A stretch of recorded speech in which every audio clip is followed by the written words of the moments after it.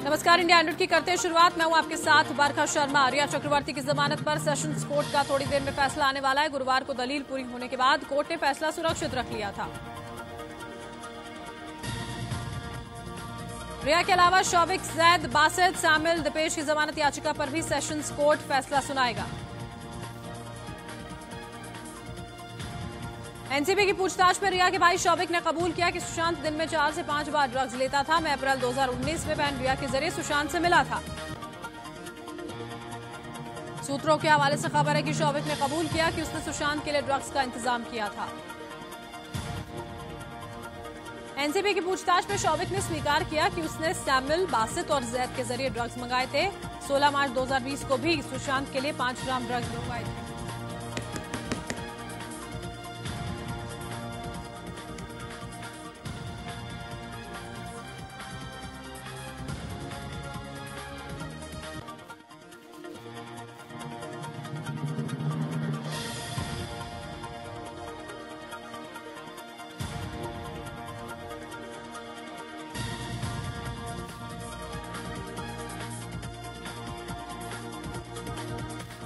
कांग्रेस नेता अधीर रंजन चौधरी बीजेपी पर निशाना साधते हुए कहते नजर आए कि बीजेपी बिहार चुनाव के लिए ट्रम्प कार्ड की तरह सुशांत मामले का इस्तेमाल कर रही है।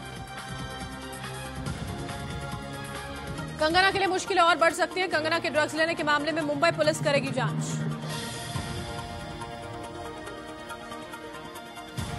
कंगना रनौत ने एक बार फिर ट्वीट कर उद्धव सरकार पर निशाना साधा। कहा, बाला साहब को डर था कि कहीं शिवसेना कांग्रेस न बन जाए। कंगना ने कहा, बाला साहब मेरे पसंदीदा आदर्श हैं। बाला साहब ठाकरे को कांग्रेस से गठबंधन का डर था। कंगना ने सोनिया गांधी से भी ट्वीट कर सवाल पूछे। कहा कि क्या सोनिया गांधी मेरे साथ बर्ताव से दुखी नहीं है।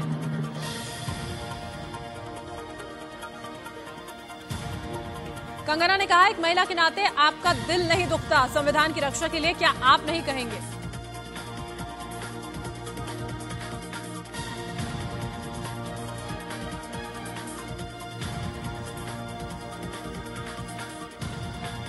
शिवसेना के मुखपत्र सामना में एक बार फिर से बीजेपी और कंगना रनौत पर निशाना साधा गया। लिखा, बिहार चुनाव जीतने के लिए मौत पर राजनीति हो रही है। सामना में लिखा गया, बिहार में एक खास जाति की वोट पाने के लिए किसी की मौत पर राजनीति और निवेश कैसे किया गया, ये सबने देखा।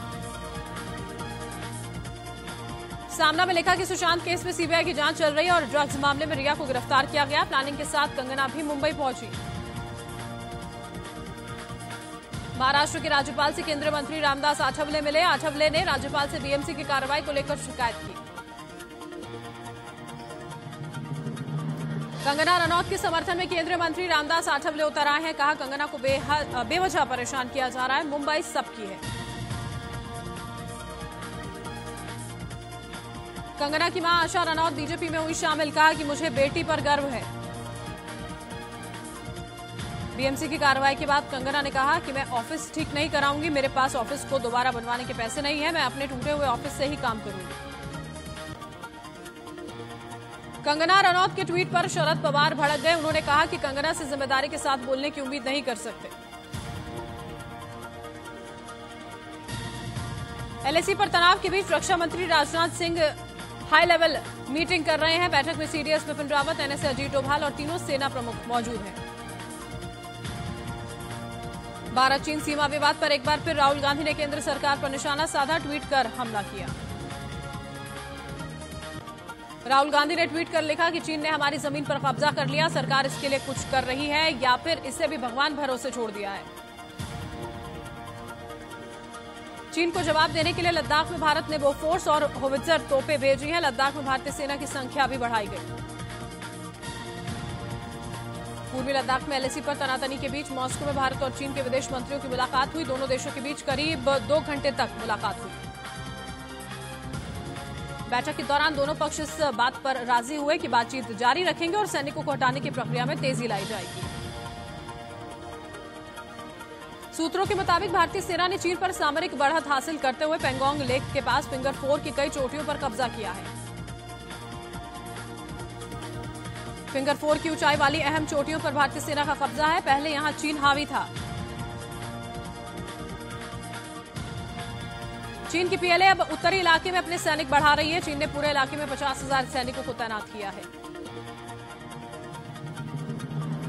राफेल के इंडक्शन से पाकिस्तान बौखलाया है। एलओसी पर पिछले 24 घंटों में 7 बार पाकिस्तान ने सीजफायर का उल्लंघन किया। बालाकोट सेक्टर के रिहायशी इलाकों में पाकिस्तान ने गोले दागे। भारतीय सेना ने मुंहतोड़ जवाब दिया। जम्मू कश्मीर में सुरक्षा बलों को बड़ी कामयाबी हाथ लगी है। कुपवाड़ा जिले से जैश के 2 आतंकियों को सुरक्षा बलों ने गिरफ्तार किया। आतंकी कार से जा रहे थे। आतंकी के पास से AK-47 ग्रेनेड और 7 लाख कैश बरामद हुआ है। एनआईए ने 2 चार्जशीट दाखिल की। असम पुलिस के एसएचओ की मौत पर पहली चार्जशीट दाखिल की। एसएचओ को अफला ने मारा था। दूसरी चार्जशीट जैश के ऑनलाइन आतंकी भरने के मामले में है। जैश देश में ऑनलाइन के माध्यम से आतंकियों की भर्ती करता है।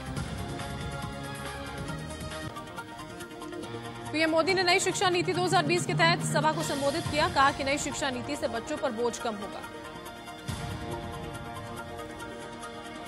पीएम मोदी ने कहा, नई शिक्षा नीति से नए भारत की उम्मीदों को पूरा कर पाएंगे। हम सब मिलकर नई शिक्षा नीति को लागू करेंगे।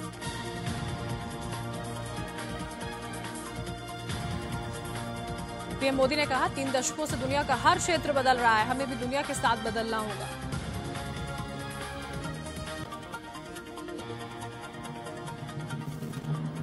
जम्मू कश्मीर के बारामूला में सुरक्षा बलों ने भारी तादाद में हथियार और गोला बारूद बरामद किए। ऑपरेशन के दौरान सुरक्षा बलों को राइफल और पिस्टल जैसे हथियार मिले।